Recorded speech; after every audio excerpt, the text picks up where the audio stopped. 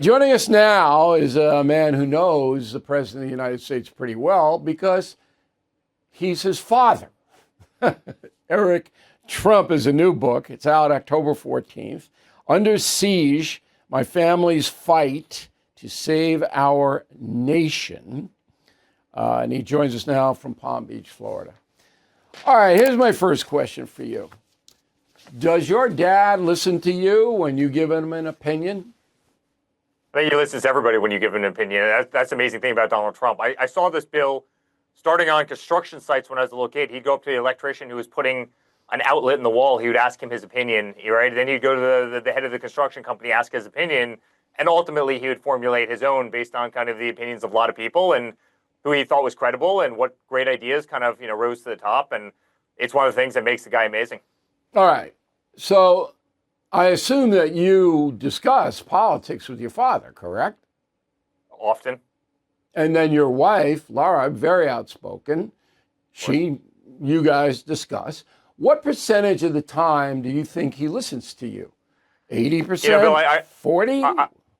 I called him the morning of, and I'm in a unique position. He asked me to run the company when I was 33 years old, and I run one of the great real estate empires anywhere in the world. But I called him the morning of November 6th. I go, Pops, I love you to death. I've been there since you came down the escalator. I've stood on that stage every single time. I've done thousands of speeches, and I'm going to get the hell out of politics at this point. I'm retiring. Congratulations, we won the Super Bowl, and you're going to do a great job for the country. I'm going to do a great job for the company. But no, listen, there's certain people in his inner circle that he listens to. I express my opinions all the time, and we certainly share the same DNA in terms of how we think about these issues. I mean, you're talking about crime in these cities. Look what a great job he did in Washington, D.C. He cleaned up the crime in about 2 seconds flat.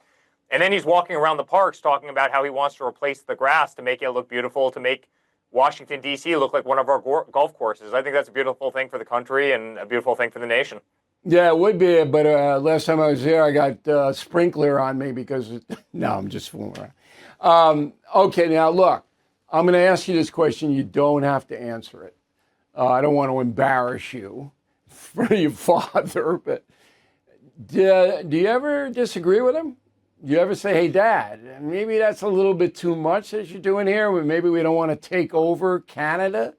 Maybe that's not the best plan. Bill, in all fairness, I love the idea of taking over Canada. I also like the idea of taking Greenland, right? There are other countries you can keep that are neighbors of ours, but no, I do think Canada should be the 51st state. I certainly think Listen, I think, joking aside, I think, every child has probably slight disagreements, with parents and philosophies and other things, but I've got to say this guy's the most transformational person. I mean, the reason I've stood on the stage is not Bill, the reason I've stood on the stage is not because I need this job, believe me. It's because I care deeply, and I think the guy's doing a phenomenal job. As you saw today, when he's talked to every single general about not having Admiral Rachel Levine, as the, Secretary of Health and Human Services or whatever the hell she was when she couldn't do a pull-up, and having a guy like Pete Hegseth in there who's strong, who's charismatic, who delivers a strong message, who's actually inspirational. You see the recruiting in our military going through the roof because of him.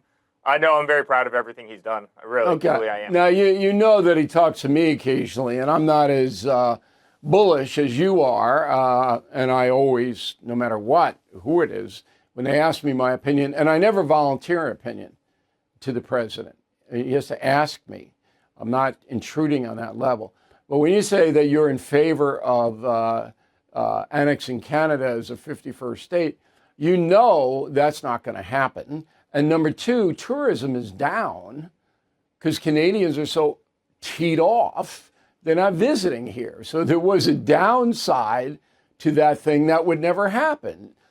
That's what I'm talking about here, that kind of a discussion. Yeah, I don't think so. I mean, I think if you kept a couple of the cities, I think Canada would probably go for us by about 85%, right? I just got back from Canada last week. I was in the Yukon. I was in Whitehorse, and I can't tell you how much love there is coming out of Canada. But listen, irrespective, I think. All right. Okay. First of all, Bill, we'd be unstoppable in the Olympics. Let's just start there, especially the Winter Olympics. And I think that'd be a great benefit to taking Canada. I've been to Whitehorse myself. There's 8 people there. But it's really an adventure to go. All right, now, getting revenge. So your whole book is, and it's a very interesting book, and I hope people check it out. that your family has just been battered for the past 9 years. And I know that. I'm an eyewitness to that because I did the first interview with the president when he declared his candidacy, as you may remember. And I've seen the Trump hatred evolve into hysteria in this country. So I'm perfectly understanding the situation. But others may not know how intense it has been for your family. But there is a point where a revenge play, as I just pointed out in Canada with the lower tourism now, might come back to hurt the country. So you got to pick your targets. Now, Comey, I'm fine with Comey. I don't know whether you read my column on Sunday, but I'm fine with indicting him. I got no problem with that, and I'm fine if he gets acquitted. If a jury acquits him, that's our system.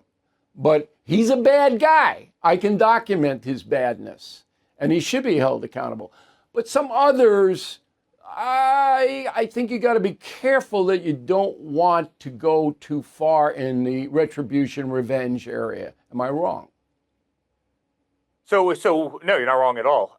Bill, how long? You've known me for probably 20 years, right? You've seen me. I became the most subpoenaed person in American history. I had 112 subpoenas, and That's amazing. I didn't know that. I did not know that. Right. And you know why? And Bill, you know why they did that? Because my father had constitutional protections, being the president of the United States. Guess who didn't have constitutional protections? His son, who ran his entire empire and everything that he had ever built. They impeached my father twice. They raided our home. They weaponized the DOJ. They weaponized the FBI. They took my father off of Twitter, Facebook, Instagram. They gag ordered him more times than you can count. I was getting a subpoena every single day. I was in a deposition every single day. They took him off the ballot in Colorado. They took him off the ballot in Maine. They fined us $560 million for never missing a loan payment and being a perfect company. They did everything they could to break up our family, to debank us, to deplatform us. I mean, that's the whole concept of Under Siege. And despite the fact that we had, negative 98% media coverage, meaning favorability-wise toward our family, toward my father, toward the movement, we beat these guys. And that's Under Siege, Bill. And so when the liberals cry about Comey, who very apparently, lied in front of Congress, lied to Ted Cruz, right? I mean, I think we all saw it. And by the way, this is an FBI director who is literally leaking memos to the FBI. Well, that's all. Let the Justice Department prove that before we convict them here. Cold and flu season coming on up. We all know it. And it really is nothing to take lightly. So when people start getting sick all across the country, medications disappear. Everybody wants it at the same time. So it's very, very smart to have a pharmacy you can count on, like All Family Pharmacy. Right now, they're helping Americans get ahead of the curve with 10% off antibiotics, antivirals, other essentials. You know how important it is to have the right meds when you get sick, particularly when your kids get sick. You don't want to be going into the doctor's office, spending all the time. You want to have them at your home. So if you have a few months' supply, you don't have to worry. And that's what we're doing here. If you believe in medical freedom, okay, and taking care of your family, as I do, this is the pharmacy for you. Please go to allfamilypharmacy.com/Bill. Use code BILL10 to save 10%. What's fascinating and beyond any challenge is that you were hauled into court, as you say, almost every day. Who paid for that? Who paid for your attorneys? Your family paid for that? It probably costs us $400 million in legal fees because they wanted to make up sham cases. Look at the Russia hoax. I was the guy that got the call from the FBI saying, hey, I hear you have secret servers in the basement of Trump Tower communicating directly with the Kremlin. And guess what, Bill? We didn't have any secret servers in the basement of Trump Tower. We're largely a cloud-based computer. So okay, all right. You don't have to convince me or my audience that they went after you in a unprecedented way. Only Aaron Burr, who deserved everything he got from Thomas Jefferson, he's the only one close to what you went through. So you got Don Jr., who's a simpatico with you. I mean, it's the same thing. But Ivanka, your sister, very smart, she's kind of withdrawn from all this. She got out. Why? Well, I think Ivanka wants to be a mom. She lived in Washington for 4 years. She battled like hell. Ivanka's an amazing person. I'm incredibly close. I mean, I think you know how close our entire family is. And, I think she got, kind of done with the political charade. Frankly, I did as well. The one thing I think I needed to materialize for not only my kids, but also for history and for everybody who got attacked in the MAGA movement was exactly what I wrote in this book. I mean, what they tried to do, how they tried to do it, the way they came after us, the 99% that no one actually saw on the front page of the New York Times. And so, honestly, I kind of got out of politics too. Once we won, in November 5th. Yeah, I know you and I Don Jr. I retired from politics because there's no more place for me to run. But you really haven't, because your wife's involved and you wrote this book. Final question. Have any of the networks invited you on to talk about the book? Yeah, I mean, listen, we went to #1 on Amazon almost instantaneously in every category. And by the way, I'm right next to you. Your book's doing phenomenal, so congratulations, my friend. But, thank you. Shockingly, they have. I mean, I can't imagine New York Times is going to. Yeah.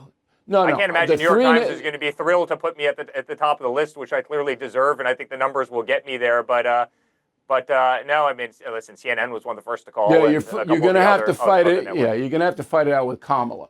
But what network invited you on to talk about your book? Well, I mean, I think I've gotten probably outcoming from just about every network. Hey, listen, the main ones. Am I waiting for ABC? No, I can't imagine they're going to reach out anytime soon. But that's what I mean. I can tell you the amount of coverage for the book has been amazing. And I know. I mean, you're a big guy. It's gonna hurt a lot of feelings, Bill, and it deserves to hurt a lot of feelings because a lot of feelings deserve to be hurt on that side. I mean, the media in this country, as you know better than anybody, and you were, they were the PR arm of the Democratic Party for the last 15 years, and they've lost all their independence, and it's why independent voices like yours have really kind of it's been longer than 15 years, about 30 years. Yeah. All right, the book is Under Siege. It'll be out October 14th, but you can order it in advance on Amazon. That will send a message, and we appreciate it, Eric. You're welcome anytime here. Thanks very much.